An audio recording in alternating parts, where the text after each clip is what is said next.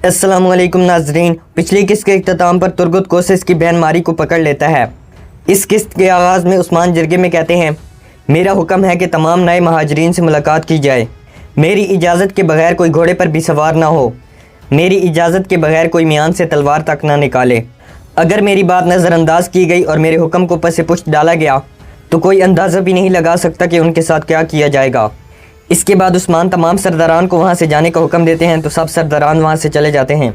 इसी दौरान सल्तूक अंदर आकर कहता है, बेल्जे किले का कमांडार रोगतोस आपसे मुलाकात करना चाहता है हजूर। इसके बाद रोगतोस अंदर आता है तो उस्मान रोगतोस के पास आते हुए उसे खुश आमदीद कहते हैं। दूसरी तरफ हरमन काया किले में कोसिस का आदमी कोसिस को आकर बताता है कि मारी को लाने वाले काफिले पर हमला किया गया है और कोसिस की बहन मारी को अगवा कर लिया गया है। ये सुनकर कोसिस को बहुत गुस्सा आता है और वो अपने सामने पड़े मेज़ को टांग मारकर गिरा देता है। कोसिस कहता है, जिन तुर्कों को हमने कैद कर रखा है ये उनके सरदार तुर्गुताल्ब की हरकत है। वो मेरी बहन के बदले अपने बेकार सिपाहियों को छुड़ाना चाहता है। कोसिस अपने आदमी की तरफ बढ़ते हुए कहता है, हम पूरी दुनिया को उनके सरों पर पलट देंगे और हम उन्हें सूली पर चढ़ाएंगे। कोसिस का आदमी पूछता है, मगर हम मारी को कैसे बाजियाब करवाएंगे?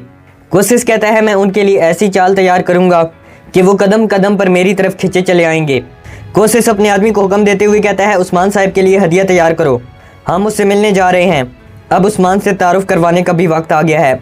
दूसरी तरफ रोगतोस उस्मान से कहता है, मैं यहाँ उस दोस्ती को बरकरार रखने का ख्वाह हूँ जो तकफूर लियो और आपके बाबा अर्तुल गाजी के दौर से जारी है। उस्मान कहते हैं, आला आपने अच्छा किया रोगतोस, हम जानते हैं कि आप भी तकफूर लियो की तरह लास्करस ख़ानदान से तंग हैं। रोगतोस कहता है, आप दुरुस्त कह रहे हैं उस्मान साहिब, मैं हमारी दोस्ती के लिए पुरुमीद हूँ। रोगतोस उस्मान से कहता है, मैं आपसे कुछ पूछना चाहता हूँ। पादरी ग्रेगोर जो अब मेरी हिफाजत में होना चाहिए उसे बदकिस्मती से अगवा कर लिया गया है और मैं अब उसी की तलाश में आया हूँ। रोगतोस पूछता है, आपको इस हवाले से कोई मालूमात हैं उस्मान साहिब? उस्मान कहते हैं, आपके पादरी से मेरा क्या लेना देना रोगतोस, मगर मुझे समझ नहीं आया कि आप मुझसे ये क्यों पूछ रहे हैं। रोगतोस कहता है, जैसा कि आपने थोड़ी देर कबल कहा, पड़ोसी गवर्नरों और शहनशाह से मेरे ताल्लुकात अच्छे नहीं हैं और पादरी भी शहनशाह से भाग कर आया था और वो पनाह लेने भी मेरी तरफ आ रहा था। उस्मान कहते हैं, जब आप लोगों की अंदरूनी सूरत हाल ये है तो मैं नहीं समझता कि मुझे इस मामले में दखल देना चाहिए। उस्मान रोगतोस से पूछते हैं, क्या अब आप अपने पास से फ़रार होने वाले हर आदमी के बारे में मुझसे आकर पूछेंगे? रोगतोस कहता है, पादरी मेरा दोस्त है और मैं उसे ढूंढ कर ही रहूँगा उस्मान साहिब। उस्मान कहते हैं, हम तकफूर लियो के दोस्त थे और आपके साथ भी हम ये दोस्ती बाकी रखना चाहते हैं। रोगतोस कहता है, मैं पुरुमीद हूँ उस्मान साहिब। ये कहकर रोगतोस उठता है और वहाँ से चला जाता है। उसके जाने के बाद गुंदूज उस्मान से कहता है, वो हमारे औताक में आकर हमसे पादरी के बारे में पूछ रहे हैं। ये कहकर गुंदूज उठता है और वहाँ से जाने लगता है तो उस्मान गुंदूज को रोक लेते हैं और कहते हैं, जो हो गया सो हो गया भाई, आप मोहतात रहें और पादरी की हिफाजत को यकीनी बनाएं। ये सुनकर गुंदूज अपने सीने पर हाथ रखकर वहाँ से चला जाता है। दूसरी तरफ सोगोत में बाला शेख अदेबाली के पास आती है और उन्हें झुककर सलाम करती है। शेख अदेबाली खुशी से कहते हैं, तुम्हारे चेहरे पर फूल खिल रहे हैं बेटी। बाला शेख अदेबाली के हाथ का बोसा लेती है और कहती है, मेरे रब ने मेरी दुआएं सुन ली, मुझे हमारी अम्मा सारा अलैहिस्सलाम जैसी खुशी दी और मेरे दिल की आग बुझा दी। बाला शेख अदेबाली को माँ बनने की खुशखबरी सुनाती है तो शेख अदेबाली अल्लाह ताला का शुक्र अदा करते हैं। इसके बाद शेख अदेबाली नमाज अदा करते हैं। नमाज अदा करने के बाद शेख अदेबाली अल्लाह ताला से दुआ मांगते हैं और फिर बाला को अपने सीने से लगा लेते हैं। बाला पूछती है, हमें कबीले में इसका ऐलान कब करना चाहिए मेरे शेख? शेख अदेबाली कहते हैं, अभी काफ़ी वक्त रहता है मेरी जान। अगले सीन में तुर्गुत बे का कबीला दिखाया जाता है। तुर्गुत और उसके सिपाही मारी को लेकर कबीले पहुंच चुके थे। मारी और उसकी सहेली काफ़ी घबराई हुई थी। मारी घोड़ा गाड़ी से नीचे आकर तुर्गुत से कहती है, तुम इसकी भारी कीमत चुकाओगे घटिया वैशी। तुर्गुत कहता है, जब तक ये वैशी अपने जंगजू वापस नहीं ले लेता तब तक तुम इस वैशी की मेहमान हो रूमी औरत। इसके बाद तुर्गुत के सिपाही मारी को वहाँ से ले जाते हैं। दूसरी तरफ कोसिस काई कबीले में अपने सिपाहियों के साथ पहुँच जाता है। अपने घोड़े से नीचे आने के बाद कोसिस तलवार अपने सिपाही के हवाले कर देता है और फिर सल्तूक से कहता है, मैं सरदार उस्मान से मिलना चाहता हूँ। सल्तूक कहता है, उन्हें आपकी आमद का इल्म है। ये सुनकर कोसिस अंदर सरदारी खेमे में आ जाता है। उस्मान खड़े होकर कोसिस को खुश आमदीद कहते हैं और फिर कोसिस के पास आ जाते हैं। कोसिस कहता है, मैं आपके बेटे उरहान के लिए एक कीमती उंदलसी घोड़ा लेकर आया हूँ, क्योंकि घोड़े तो तुर्कों के पार होते हैं। उम्मीद है कि आपका बेटा इस घोड़े पर अच्छी उड़ान उड़ेगा। उस्मान कोसिस का शुक्रिया अदा करते हैं और फिर उससे कहते हैं, आज कमांडार रोगतोस आया था, वो किसी पादरी ग्रेगोर का जिक्र कर रहा था, मेरे ख्याल में आप भी इसीलिए आए हैं। कोसिस कहता है, ना ही मेरा रोगतोस से और ना ही पादरी ग्रेगोर से कोई लेना देना है। उस्मान पूछते हैं, तो फिर मसला क्या है? कोसिस कहता है, जो काफिला मेरी बहन मारी को लेकर आ रहा था उस पर हमला हो गया और ये हमला किसी तुर्क कबीले के सरदार तुर्गुत ने किया है। ये सुनकर उस्मान सोच में पड़ जाते हैं तो कोशिश कहता है, क्या आपके यहाँ ख़वातीन को अगवा करने की भी कोई रवायत है उस्मान साहिब? ये सुनकर गुफ्तगू आगे बढ़ने लगता है तो उस्मान गुफ्तगू को इशारे से रोक लेता है। कोशिश मजीद बदतमीज़ी करता है तो बरान भी आगे बढ़ना चाहता है, मगर उस्मान उसे भी रोक लेता है। उस्मान कोशिश से कहते हैं, सोच समझ कर अपने अल्फाज का इस्तेमाल करो।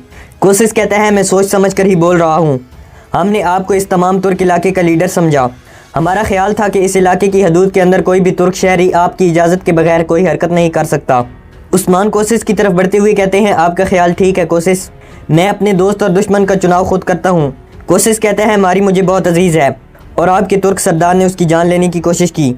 मैं अभी तक ये भी नहीं जानता कि मारी जिंदा भी है या नहीं। कोशिश कहता है, मैं यहाँ आपसे मदद तलब करने आया हूँ उस्मान साहिब। उस्मान कहते हैं, जो भी हमारे दरवाजे पर आता है और मजलूमों के लिए मदद तलब करता है उसे बेयारो मददगार कभी भी नहीं लौटाया जाता। उस्मान कोशिश से कहते हैं, मेरी तरफ से खबर का इंतज़ार करना, मैं तुम्हारी बहन को ले आऊँगा, लेकिन अगर तब तक आपने कोई गलती की तो फिर आपको मेरे गुस्से का सामना करना पड़ेगा। कोशिश कहता है, खुदावन गवाह है कि मुझे सिर्फ अपनी बहन को सही सलामत देखने की ख्वाहिश है। आपके बारे में जो सुना था वो सच साबित हुआ उस्मान साहिब, खुदावन आपकी हिफाजत करे। ये कहकर कोशिश वहाँ से चला जाता है। उस्मान अपने दोनों सिपाहियों से कहते हैं, गुफ्तगू और बरान तैयारी करो, हम तुर्गुत आल्प से मिलने जा रहे हैं। देखते हैं कि इस मामले के पीछे आखिर हकीकत क्या है। दूसरी तरफ तुर्गुत बेमारी के लिए खाना लाता है और खाने को एक तरफ रख कर मारी से कहता है, आपको भूख लगी होगी। मारी कहती है, क्या तुम लोग हमें जहर देना चाहते हो? इसी दौरान एक सांप मारी पर हमला करने लगता है तो तुर्गुत सांप को पकड़ लेते हैं और मारी को सांप के डसने से बचा लेते हैं। तुर्गुत मारी से कहता है, मैं तो नहीं, मगर कोई और ज़रूर तुम्हें जहर देना चाहता है। मारी कहती है, क्या अब तुम मुझसे शुक्रिया की तवक्को कर रहे हो? मगर जान लो कि मैं तुम जैसे वैशी का कभी शुक्रिया अदा नहीं करूँगी जिसकी ताकत सिर्फ ख़वातीन के सामने चलती है। तुर्गुत कहता है, देखें खातून, मुझे आपसे कोई मसला नहीं है, मगर आपके भाई कोशिश ने मेरे सिपाहियों को कैद कर रखा है। अगर आपका भाई मेरे सिपाहियों को सही सलामत लौटा देता है तो फिर आप यहाँ से जा सकते हैं। मारी कहती है, मेरा भाई कोशिश तुम्हें कभी नहीं छोड़ेगा। दूसरी तरफ उस्मान और उसके सिपाही अपने घोड़ों पर सवार होकर तुर्गुत के कबीले की जानिब आ रहे थे। इधर तुर्गुत भी अपने सिपाहियों के साथ कबीले में चहलकदमी कर रहा था। इसी दौरान कबीले के तेबल बजते हैं और उस्मान कबीले में दाखिल होते हैं। तुर्गुत और उसके सिपाही उस्मान को देखकर काफ़ी हैरान थे। उस्मान और उसके सिपाही घोड़ों से नीचे आ जाते हैं और तुर्गुत के सामने पहुंचकर उस्मान तुर्गुत को सलाम कहते हैं। तुर्गुत उस्मान को खुशामदीद कहता है तो उस्मान तुर्गुत से पूछते हैं, आप पर किसी लड़की को अगवा करने का इल्ज़ाम है। उस लड़की का भाई कोशिश मेरे पास आया था, उसने मुझसे अपनी बहन का मुतालबा किया। तुर्गुत कहता है, उस्मान साहिब, हम आपके नाम, शान, बहादुरी और ताकत से बखूबी वाकिफ़ हैं, मगर मैं अपने कबीले को बचाने के लिए वैसा ही कर रहा हूँ जैसा कि आप करते हैं। कोशिश के पास मेरे सिपाही हैं, मैं मारी के बदले अपने सिपाही चाहता हूँ। तुर्गुत कहता है, मैं ना ही उस्मान साहिब आपको और ना ही कोशिश को मारी दूंगा। उस्मान कहते हैं, अगर आपको मेरी बहादुरी और ताकत का अंदाज़ा है तो आपको मालूम होना चाहिए कि आपको मेरा हुक्म मानना है। तुर्गुत आल्प, मारी को मेरे हवाले कर दो, फिर मैं कुस्तुस दुनिया से आपके सिपाहियों को वापस ले आऊँगा। इस तरीके से मैं लेन देन के दरमियान दोनों इतराफ़ का जामिन बन जाऊँगा। ये सुनकर तुर्गुत अपने एक सिपाही को तान से कहता है, मारी को लेकर आओ। इसके बाद मारी वहाँ आती है तो तुर्गुत मारी से कहता है, उस्मान साहिब आपको आपके भाई कोशिश के पास ले जाएंगे, लेकिन उसे बता देना एक दिन उसे हिसाब ज़रूर देना होगा। मारी कहती है, मैं उस दिन का इंतज़ार करूँगी। तुर्गुत कहता है, आप जा सकती हैं। उस्मान तुर्गुत से कहते हैं, आपने सही फैसला किया है। इसके बाद उस्मान मारी को लेकर वहाँ से जाने लगते हैं तो तुर्गुत पीछे से आवाज़ लगाकर कहता है, उम्मीद करता हूँ कि आप वैसे ही होंगे जैसा लोग आपके बारे में कहते हैं। मैं आपसे वादा निभाने की तवक्को करता हूँ। उस्मान रुक कर तुर्गुत से कहते हैं, आप तसल्ली रखें, मुझे लगता है कि आप एक अच्छे इंसान हैं, अनकरीब आपके सिपाही आप तक पहुँच जाएंगे। ये कहकर उस्मान और उसके सिपाही अपने घोड़ों पर सवार होते हैं और उस्मान मारी की हिफाजत बरान के ज़िम्मे लगा देता है। इसके बाद वो सब तुर्गुत के कबीले से चले जाते हैं। दूसरी तरफ हरमनकाया किले में तुर्गुत के सिपाहियों को दिखाया जाता है जिन्हें कोशिश ने कैद करके रखा था। कोशिश के सिपाही तुर्गुत के सिपाहियों की उंगलियां काट रहे थे और उन्हें हर तरह से अजियत देने की कोशिश की जा रही थी। कोशिश अपने आदमी से कहता है, अब इनके हाथ दोबारा तलवार नहीं थाम सकेंगे। कोशिश अपने आदमी को बताते हुए कहता है, उस्मान जल्दी मारी को ले आएगा और हम ये बेकार सिपाही उस्मान के हवाले कर देंगे। इसी दौरान कोशिश का एक सिपाही वहाँ आता है और कोशिश से कहता है, जनाब सरदार उस्मान का सिपाही बरान आल्प आया है और आपकी बहन भी उसके साथ है। ये सुनकर कोशिश अपने आदमी से कहता है, सरदार उस्मान ने मेरी तवक्को से भी जल्दी अपना वादा निभाया है। दूसरी तरफ काई कबीले में एंद्रियास पादरी ग्रेगोर से कहता है, हम और यहाँ कितनी देर रहेंगे जनाब? पादरी कहता है, हम हाथ पर हाथ धरे नहीं बैठे रह सकते एंद्रियास, हमें कमांडर रोगतोस तक खबर पहुँचाने के लिए कोई न कोई रास्ता तलाश करना होगा। इसके बाद पादरी अपने जख्म पर हाथ रखते हुए एंद्रियास से कहता है, हम इस अमानत की हिफाजत करने के लिए ज़िंदा रहेंगे, और आसमान की कैद से खुलासी पा लेंगे। दूसरी तरफ बोरान अपने सिपाहियों के साथ मारी को हरमनकाया के लिए लाता है तो मारी आगे बढ़कर अपने भाई कोसिस से मिलती है। कोसिस बोरान से कहता है, मेरी बहन को यहाँ तक सही सलामत पहुँचाने के लिए मैं जनाब उस्मान का एहसानमंद हूँ। बोरान कहता है, हम आपकी बहन को सही सलामत ले आए हैं कोसिस, अब तुम हमें तुर्गुत अल के सिपाही सही सलामत वापस कर दो। ये सुनकर कोसिस अपने आदमी नेस्तूर से कहता है, फ़ौरन तुर्क सिपाहियों को छोड़ दो।